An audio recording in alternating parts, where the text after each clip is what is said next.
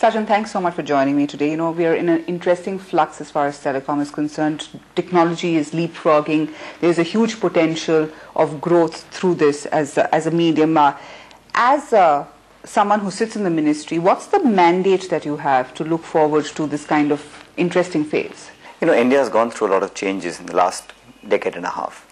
But to my mind, the single most paradigm shift that we've been able to bring about has been on the back of the telecom revolution.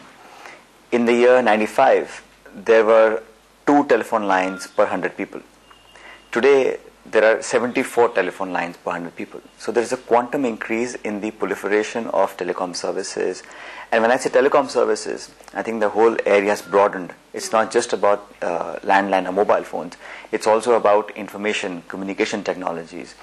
And we in the telecom industry are pretty focused on ensuring that it's not just the urban centers like Delhi, Mumbai, Chennai, but also the other districts, the far-flung areas of our country. They get as much access and coverage for quality services. Now that's changed the way society interfaces with itself, how the government interfaces with its citizens, and of course it brings about information, dissemination of empowerment, and it has many add-on effects which are very positive in nature. So it's been a great revolution, but I still believe that we have a long way to go before we can really leverage all the potential that exists today. What's changed according to you as you sit and look at policy? Because you know what is interesting is for most telecom companies, a rural rollout was seen as a chore that they were forced to do, and most of them didn't do it, and hence they were periodically pulled up for that. Today it's seen as an opportunity. How do you see that end evolving? What is the kind of feedback that you've got? You know, when we first started off with telecom services, obviously telecom operators were focusing on the high return areas or high cities where people had more capacity to pay. Today there are about 850 million mobile connections, and we are adding about 15 to 18 million new connections every month. So you can see the quantum of growth, and clearly this growth is not limited just to the cities, because people realize, and so do the telecom operators, etc., that the real growth, the next phase of big growth will come from the tier 2, tier 3 cities. And you're right, in terms of what was mandated by the government to ensure rollout in rural areas, was perhaps in the initial years a bit of a chore, like you mentioned. But I think people have realized that now that's where the real market is, because the majority of our country does not live in the large cities. It's 648,000 villages that make up most of India. And those are the people that stimulate demand. That's where the incomes are going to come from. And quite honestly, the big cities are saturated. The tele-density in Delhi and Bombay is more than 150%.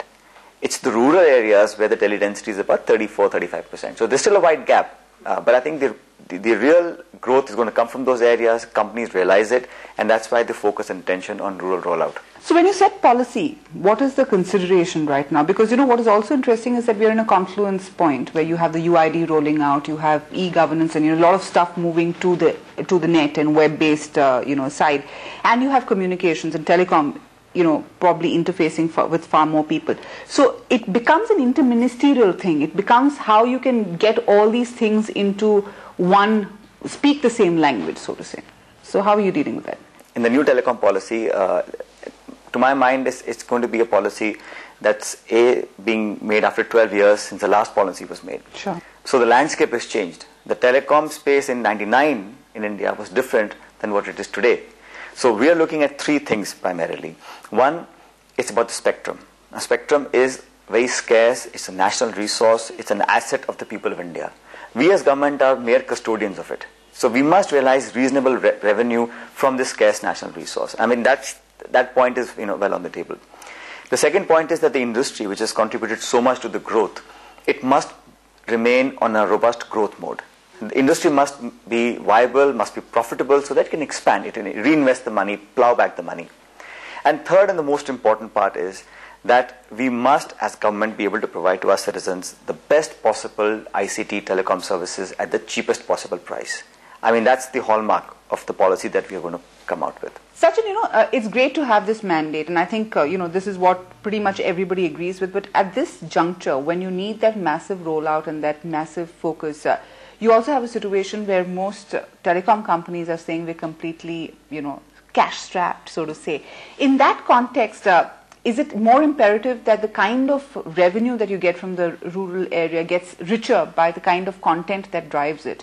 For example, and that's when I said when you have interministerial contacts, what rides into rural India has to be healthcare, education, a whole lot of other facets. It's not simply about communications anymore. I think in there we have to create a mix, because to do telemedicine, teleeducation, these are all great concepts. But it also has to be demand driven. So we have to think of entertainment and information, because young people today probably want to download movies, interact video online, streaming videos, gaming, and the handheld device, which we call the phone today, will become your wallet, will become your search engine, will become a television set. So it has to be information, education, and demand driven at the market level. So people have to ask for the content. But India is not a homogeneous country. We have 22 official languages. So if you only have content in English, for example, it will not have a mass appeal in rural areas. If it's only Bangla or Kannada or Tamil, it has to be in multiple languages. It has to be cheap, easy to access, and it must be an interface which is not cumbersome. So I think the IT companies in India are well aware of the market and how they have to move forward. But the telecom companies, along with the content developers, and the IT companies, along with the government's push for a very high bandwidth infrastructure, all has to come into play. And it's not just the government and various ministries here at the central level. It has to be a stakeholdership, a partnership from the state governments, from the local bodies. So it has to be a multiple stakeholder effort. So we're looking at a time in the next 5 years that India perhaps will be a different place.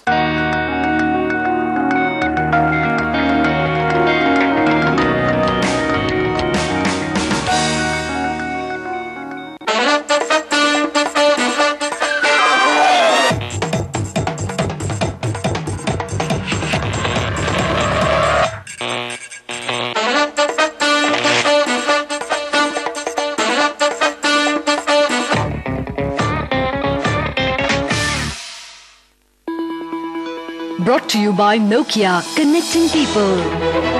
Partnered by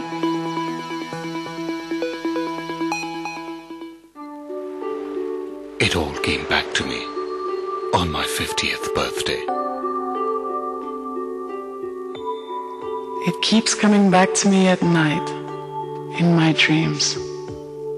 I go back to it every time I get a whiff of that familiar fragrance. I think of it every time I see the color blue. Its memories come and go like a feeling. And at times, stay forever as familiar faces. Somehow, once you stay at the Taj, it stays with you.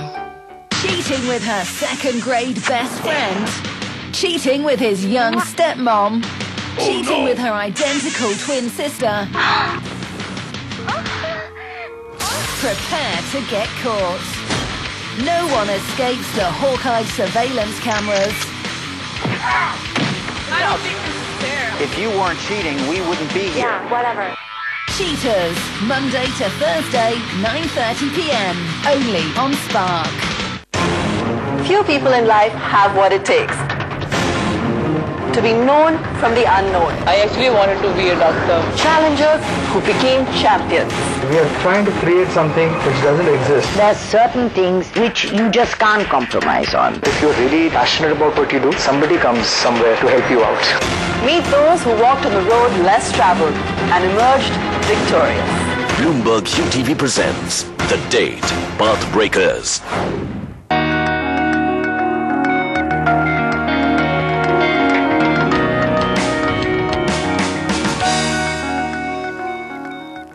You know, 3G adds a new dimension for the sheer, variety of things that can ride it. But I'm asking you all these questions because in emerging countries or even in China where we've seen the rollout of 3G, the development has been really hyper rapid, so to say.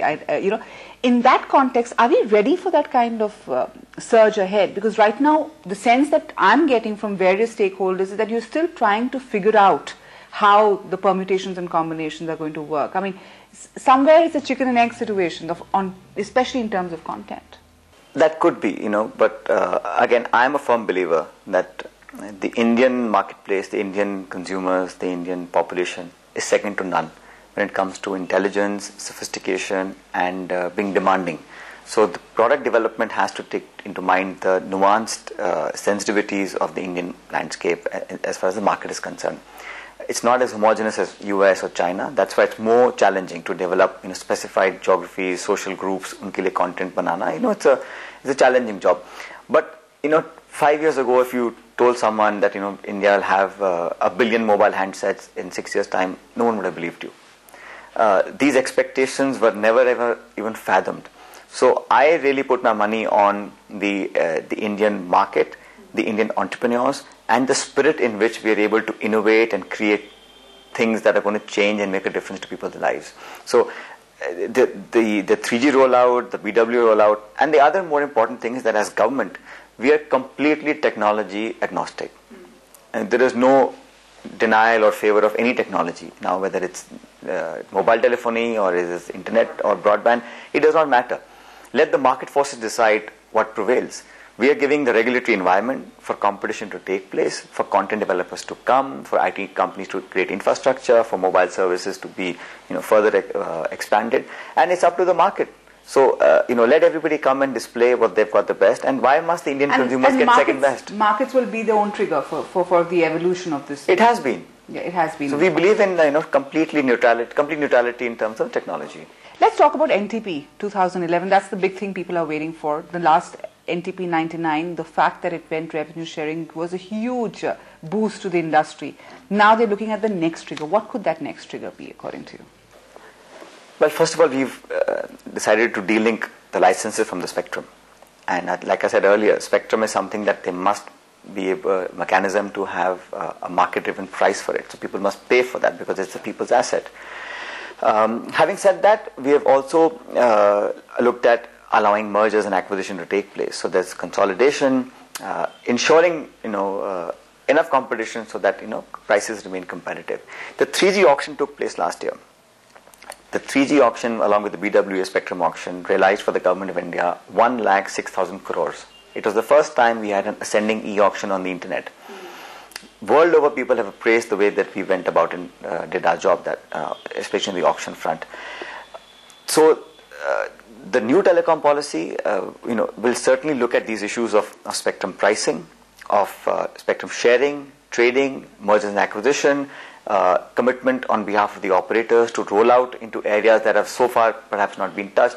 And when I say areas of India where there is difficult geographies, tribal areas, Naxal affected areas, border areas, areas where habitations are quite limited, I think those people in India deserve as much as you and me to have access to mobile telephony and internet. So these are all going to be coming. But when we go about making this policy, what has been in the endeavor of the ministry is to take everyone's view on board. We've had multiple roundtables with all the telecom operators, with stakeholders, with TRI, with DOT. So nobody is left out. It's not just that we are coming out of the policy one fine morning. It's a very diligent process where everyone's brought on board. The biggest criticism has been the number 6 in each circle. Why are you, putting that on the table? I mean, shouldn't markets decide what the number of players are on the table? Because, a lot of companies are near crisis point because their revenues are not, shaping up the way their expenditure has been. And there is a crisis out there. And most people say in the next 12 to 15 months, we will see a huge shakeout in the industry. Look, you have to admit that it is because of the competition that Indian telecom market has given that the prices today in India are the cheapest in the world. There is a reason why a rickshawala or a rediwala has 2 cell phones in his pockets. The handsets are cheap and the call rates are cheaper. Now, this would not have happened if there was limited competition. So, nobody can argue against having competition, but we want to have minimum competition. You see, we don't want to create an environment or a situation where there could be some cartelization. So from 12, if you come to 6, I think you're halving the number of operators, given if people avail that opportunity. So these are all things that are being done to ensure enough competition. And I think it's wrong to compare India with other markets, because India, each circle is a few 100 million people. It's not like a Scandinavian country or Europe or America where populations are limited. So they may have more higher paying capacities, but it's perhaps a different model that can be adopted in India. Do you say what you're essentially saying is that competition will keep the prices down? Are you saying the mandate from your ministry still to ensure that it is affordable? Because the last round of we don't mandate. No, we never prescribe what prices people should offer services. It's the regulator. The regulator has. But determining the number of players, for instance, ensuring that the prices are kept low. Because the flip side of this, Sachin, is the fact that because of the constant number of players that have come in, most of the companies have had revenue models which are completely unviable, because they can't make money in that, and if they can't make money, they can't invest in expansion, and somewhere down the line it's a chicken and egg situation, especially when you need the kind of rollout that you need right now. So is that a bit of a concern going forward? The market in India is continuing to grow, and we have many operators who are new operators, some really old ones. And once the provisions for M&A are made official, people, to my mind, will have consolidations moving back and forth. But there are areas of our country that need connectivity. And we have a USOF fund, the Universal Service Obligation Fund, whose mandate is to give connectivity to rural areas. And that money is being deployed through these companies, whether it's private companies or BSNL, but they've been given the option of using that money as subsidy to give tower connectivity, landline connectivity to far off areas. So that is happening as we speak. But I think I am very, very positive and upbeat about the future of a telecom space. Today, 95% of the revenue is through voice and SMS. That's going to dramatically change once you have 3G and broadband rollout. It will be the value-added services, it will be the banking, it will be the insurance, it will be the information, entertainment. That will drive the revenue of mobile operators, and those are the revenue models on which people have to start focusing on. You see, what has been in the past perhaps may not sustain itself in the future. Therefore, you have to be innovative. You have to create revenue models that didn't exist before. And once you have an infrastructure that allows you to give high data services, people will get hooked onto that, and that's where you make more money. So the growth is coming, and that's why companies have invested. 1 lakh crores was given as auction money to the government, because people understand the potential and the future of 3G and broadband.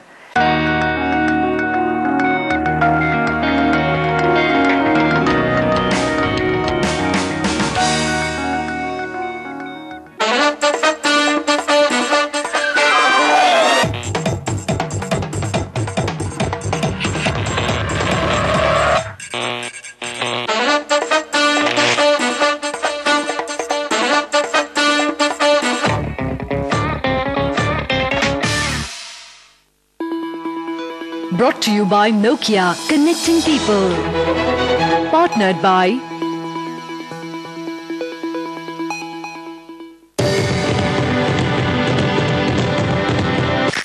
Time for the Camry update. Just off the cuff funny. John has broken through by turning the media culture on its head.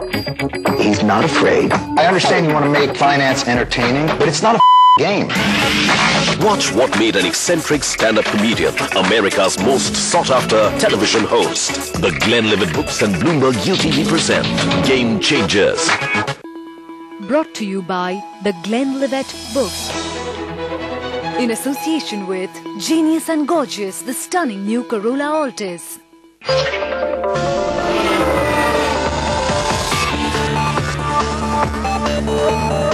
Loaded with 36 high-tech features. Name them all and you could win a Tata Harrier. Tata Harrier, a new breed. The world of finance is like a foreign language. One that you need to understand, interpret, and invest in profitably. Reliance Mutual Fund and Bloomberg UTV present I, the Investor. I travel across the country with experts to help you, the investor, achieve your financial goal. Meet us in your city this month. Brought to you by Reliance Mutual Fund in association with Nebula 18 karat solid gold watches from Titan and the stunning new Corolla Altis. Print partner Vartha. A Bloomberg UTV Pulse initiative. Mutual fund investments are subject to market risks. Read all scheme-related documents carefully. You will see more and more companies hit the market for raising equity capital. That is where the secret of India's success. How are you feeling about the market? Yeah, sometimes it is good, sometimes bad. For them, 6 months. The Corolla ka share short term, Baki share long term. The stock doing extremely well on the results front. I suggest he hold on. I'm long term, so I don't mind to keep it for 1 year also. Very nice advice, sir. Stay with the story. I think there's a lot of growth left. In association with ICICI Home Search and MTS M-Blaze high-speed mobile internet, just dongle.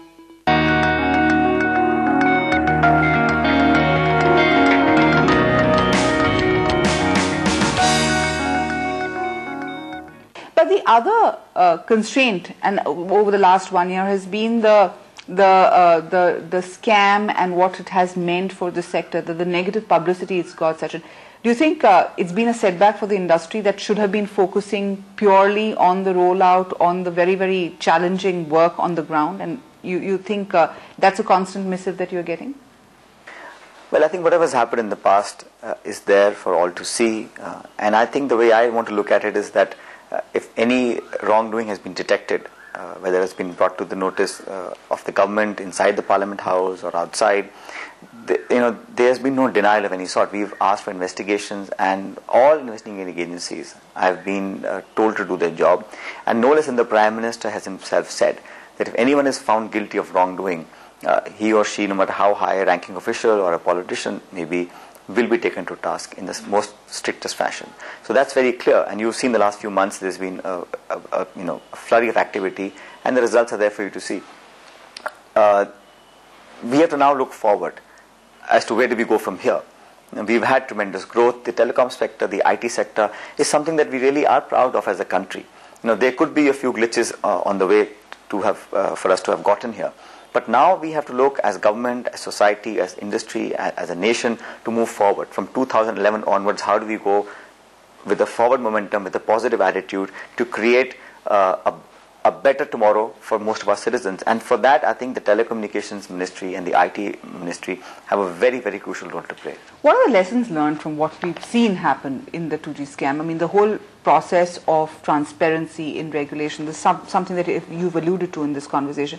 What are the lessons learned, and what can one expect in the new policy and the new strategy going forward? Well, we have very clearly outlined that the new telecom policy has to be based on trust, transparency, open access, inclusion of all stakeholders, including, and most importantly, the industry, the regulator, the consumers. And it's been a learning experience as we move on. Every country has had different experiences with their 2G and 3G and their rollouts and their telecom services. And like I said today, we in India are proud that we have the world's cheapest call rates. It has been made possible only because of the policies of the government of India. So you can try and find faults, and I'm sure there are many that you can come up with, but you also have to give credit when it's due. That it is because of the policies of the Telecom Ministry in the last decade and a half that we've had this massive competition. We've had cheap handsets, cheap call rates, infrastructure is really proliferated. Today we have more than 600,000 mobile towers in this country. And we are constantly trying to improve on technologies, get better services, get better quality of services. So it's a ongoing process. We just make sure that today we stop and take a good hard look as to where we are today and where we need to go, and how we can in quick time make sure that our ambitions and our desires are fulfilled. Right. Let's look at the road ahead then. The one thing is that internet penetration in the country has not been very good. It's just been about 10% as opposed to, perhaps 68 to 70% of mobile connectivity. Do you think this new phase of mobile growth with the new technologies is going to subvent that and actually allow internet also to leapfrog into India? How do you see that whole confluence happening? Well, there has been growth on the internet penetration in India, but not as much as I would have wanted to see. And again, I said because India, we have multiple languages, connectivity, power, those things are issues have to be dealt with. So we have about 12 million broadband connections in India today. There are a lot higher than we were 5 years ago. We have 1.5 million broadband connections. Today is 12 million. First of all, the definition of broadband itself has to be looked at. So different countries have different definitions of broadband. And as we move into a data society, digitized society, a knowledge society, we have to rethink and redefine a definition of broadband.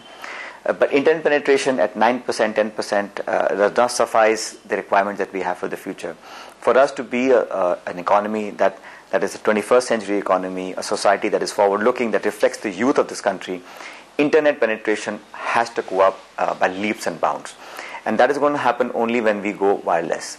I don't think it's possible for us to achieve the kind of penetration we want if we depend on the traditional landline, DSL, copper connections. So we have a multi-pronged strategy. We're giving optical fiber to as far and as far off places as possible. The last mile perhaps has to be wireless, because nobody wants to be attached to a wire, when you have a handset or a laptop or a tablet. So the last mile will be wireless, and it has to be a collaborative. It has to be a government effort plus the private sector, demand-driven, information, entertainment, local content. All of that has to culminate together. So it will be telecom, IT, content, equity from government and private sector. So it's not just about A or B or C. It has to be a culmination of all these forces and factors coming together, and then having the best results for our citizens. So how do you see private-public partnership going in this, Sachin? And also in terms of coming together to reduce costs over a period of time. There's already in the industry tower sharing, you had a whole concept of, trying to share infrastructure. What is the kind of facilitation that you're doing out there to ensure that happens? So now we've allowed sharing of towers. There are multiple tenancies now, 3 to 4 operators per tower, because I think it's why reinvent what is already there. So we try, because it's a waste of national resource, all the steel, all the investments, all the capex that you spend just so that you have more towers, I think was not required. So we facilitate as time goes on. So not just of sharing of towers and infrastructure, passive infrastructure, but also to share, to have M&A within the circles to see what fits each other.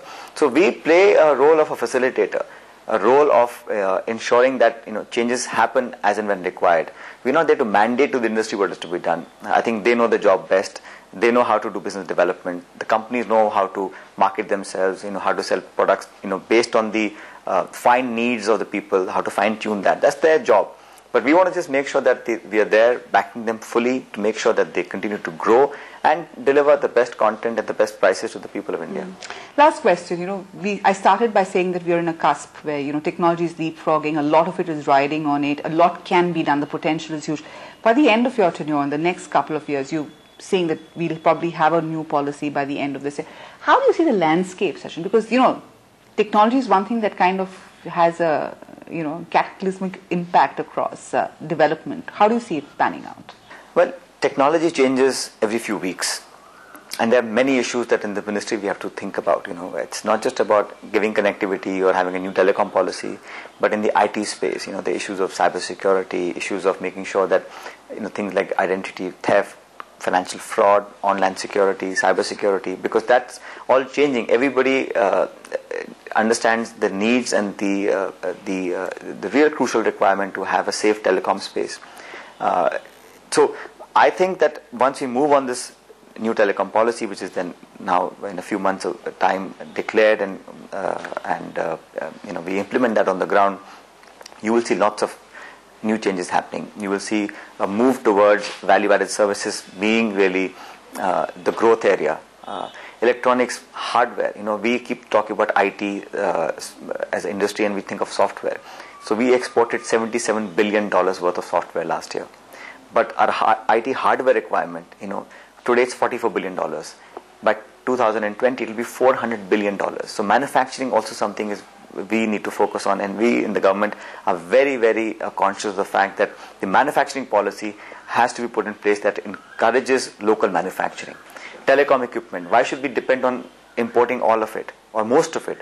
We have ingredients here, we have talent available, raw material, technology. Why can't we make the manufacturing really the bulwark of our economy? So you will see manufacturing, you will see a lot of indigenization of equipment for telecom and for IT. You will see broadband rollout, you will see optical fiber rollout, you will see new content being developed, new applications being developed, and local languages, young people getting online, more transparency in the system, less bureaucratic hurdles because of e-governance.